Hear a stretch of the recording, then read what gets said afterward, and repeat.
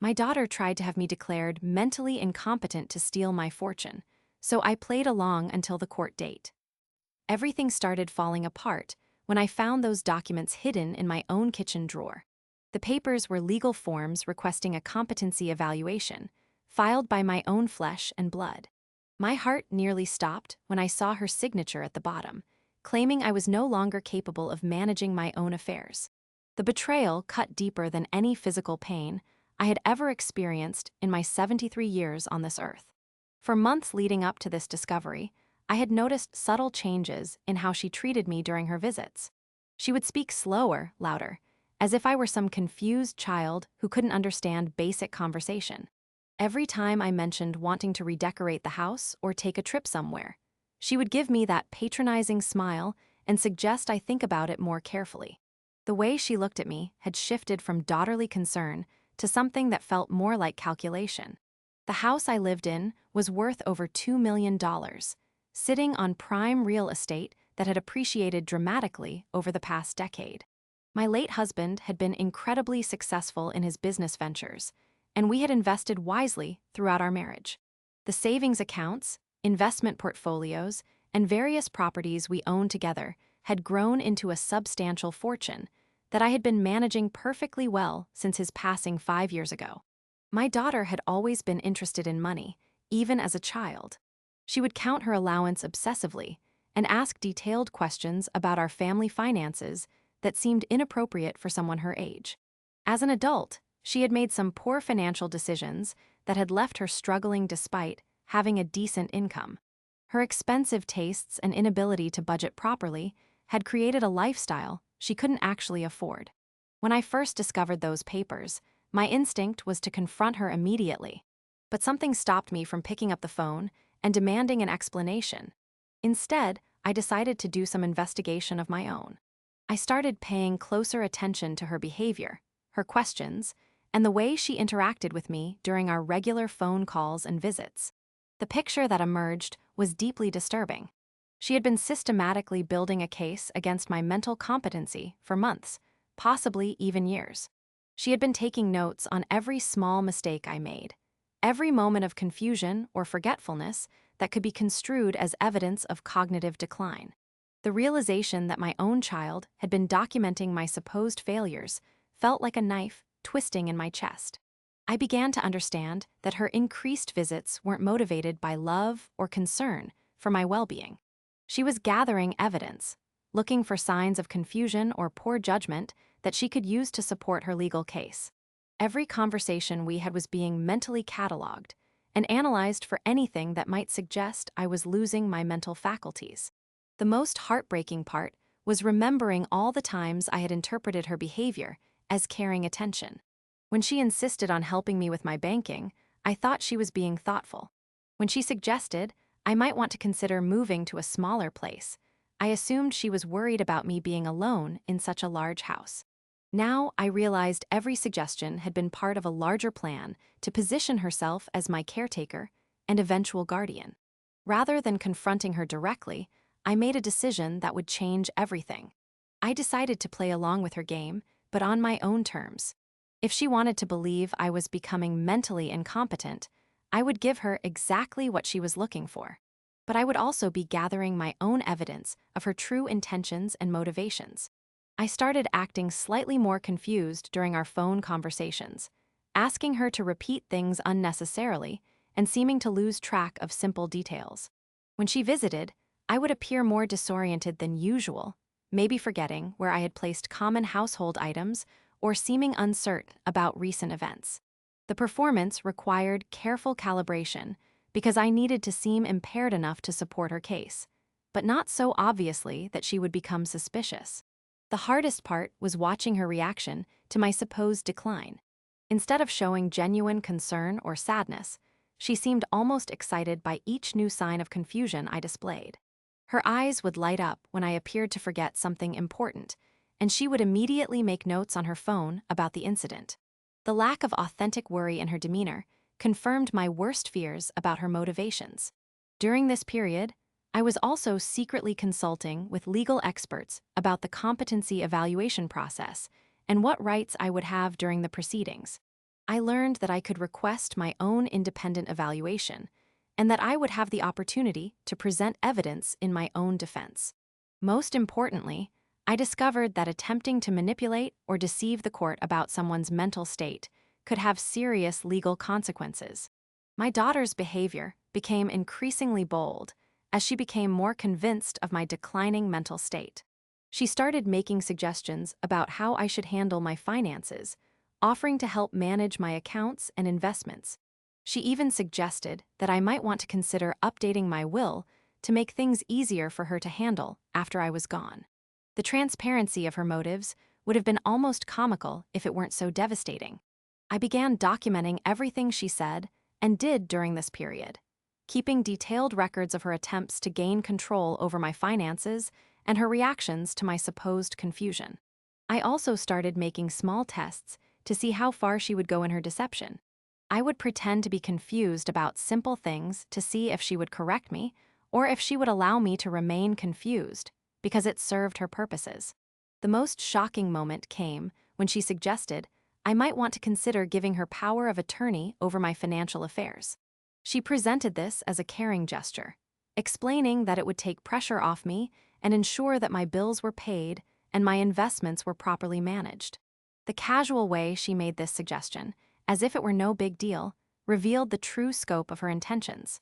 As the court date approached, I could see her confidence growing. She believed she had built an unassailable case for my incompetency, and that the legal proceedings would be nothing more than a formality. She had already started making plans for how she would manage my affairs once she gained control, discussing potential changes to my living situation and investment strategy with an enthusiasm that made my stomach turn. I spent the weeks before the hearing preparing my own strategy. I gathered financial records showing that I had been managing my affairs competently, including successful investment decisions and proper bill payments. I also compiled evidence of her financial difficulties and her history of poor money management. Most importantly, I had documentation of her attempts to manipulate me and gain control over my assets. The night before the court hearing, she called to check on me one final time. She spoke in that same patronizing tone she had been using for months, asking if I understood what was happening the next day and reassuring me that everything would be fine. She even suggested that I might want to wear something nice to court, as if I were a child being dressed up for a special occasion. Walking into that courtroom, I felt a mixture of nervousness and anticipation. My daughter sat with her legal representative, looking confident and prepared. She had brought witnesses who would testify about my supposed mental decline, and she had compiled what she believed was overwhelming evidence of my incompetency. The judge called the session to order, and the proceedings began. Her side presented their case first, with her attorney describing my alleged mental deterioration and inability to manage my own affairs. Witnesses testified about incidents where I had seemed confused or disoriented, painting a picture of someone who was no longer capable of making sound decisions. My daughter herself took the stand, describing with apparent sadness how difficult it had been to watch my cognitive abilities decline. When it was my turn to respond, I stood up and asked the judge for permission to represent myself. The transformation in the courtroom was immediate and dramatic. I spoke clearly and coherently, presenting a detailed timeline of my daughter's behavior and her attempts to manipulate me. I explained how I had pretended to be confused in order to see how far she would go in her deception. The evidence I presented painted a very different picture than the one her legal team had constructed. Financial records showed that I had been managing my affairs competently throughout the period when she claimed I was declining. I had documentation of her attempts to gain control over my assets and her reactions to my supposed confusion. Most damning of all, I had recordings of conversations where she had expressed excitement about gaining control over my finances. The judge listened carefully to all the evidence, asking pointed questions about the discrepancies between the two narratives being presented. It became clear that my daughter's case was falling apart as the true nature of her motivations became apparent. The witnesses she had brought to testify about my confusion were forced to admit that their observations had been limited and possibly misinterpreted. When the judge delivered his ruling, He not only found me competent to manage my own affairs, but also expressed serious concern about my daughter's attempt to manipulate the legal system. He suggested that her behavior constituted potential fraud and referred the matter to the appropriate authorities for further investigation. The case that she had thought would give her control over my fortune instead resulted in potential criminal charges against her. The aftermath of the court proceedings was both liberating and heartbreaking. I had successfully defended myself against my daughter's attempt to steal my fortune, but I had also lost the relationship with my child that I had treasured for so many years. The realization that she had been willing to betray me so completely for money was a wound that would never fully heal. In the weeks following the court date, I had to make difficult decisions about how to move forward. I changed my will to remove her as a beneficiary, instead leaving my fortune to charities and organizations that I believed would use it responsibly. I also took steps to ensure that she would never again have the opportunity to manipulate me or attempt to gain control over my assets. The legal investigation into her conduct revealed the full extent of her deception. She had been planning this scheme for years, carefully documenting every perceived sign of my mental decline and building relationships with people who might serve as witnesses to my supposed incompetency. The premeditated nature of her actions made the betrayal even more painful to accept. Friends and other family members were shocked when they learned what had happened. Many of them had noticed changes in my daughter's behavior toward me, but had attributed it to stress or concern about my well-being. The revelation that she had been systematically planning to have me declared incompetent was difficult for everyone to process. The most difficult part of the entire experience was accepting that the person I had raised and loved unconditionally had been capable of such calculated deception. I had to grieve not just for the relationship we had lost, but for the person I had thought she was. The daughter I had known and loved had perhaps never really existed, or had been transformed by greed into someone I no longer recognized. Looking back on the experience, I realized that there had been warning signs I had chosen to ignore or misinterpret. Her interest in my finances had always been unusually intense, and her financial difficulties had created pressures that I had underestimated. Perhaps if I had been more aware of these red flags, I could have addressed the situation before it escalated to such an extreme level. The experience taught me important lessons about trust, family relationships, and the corrupting power of money. I learned that even the closest relationships can be poisoned by greed, and that vigilance is sometimes necessary, even with those we love most. I also discovered reserves of strength and cunning that I hadn't known I possessed, abilities that served me well when I needed to protect myself. Now, as I continue to live independently in my own home, I am more cautious about who I trust with information about my finances and my well-being. I have built new relationships with people who value me for who I am rather than what I own. The isolation that followed the break with my daughter was painful, but it also created space for more authentic connections with others.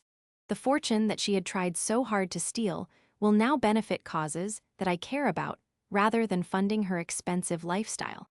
Knowing that my money will be used to help others rather than to satisfy her greed gives me satisfaction and helps to heal some of the pain from her betrayal.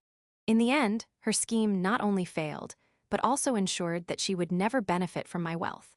The story serves as a reminder that families are not immune to the destructive power of greed, and that sometimes the people closest to us are capable of the deepest betrayals. It also demonstrates that age and apparent vulnerability do not necessarily mean helplessness, and that sometimes the best defense against manipulation is to understand the game being played and to play it better than those who would deceive us.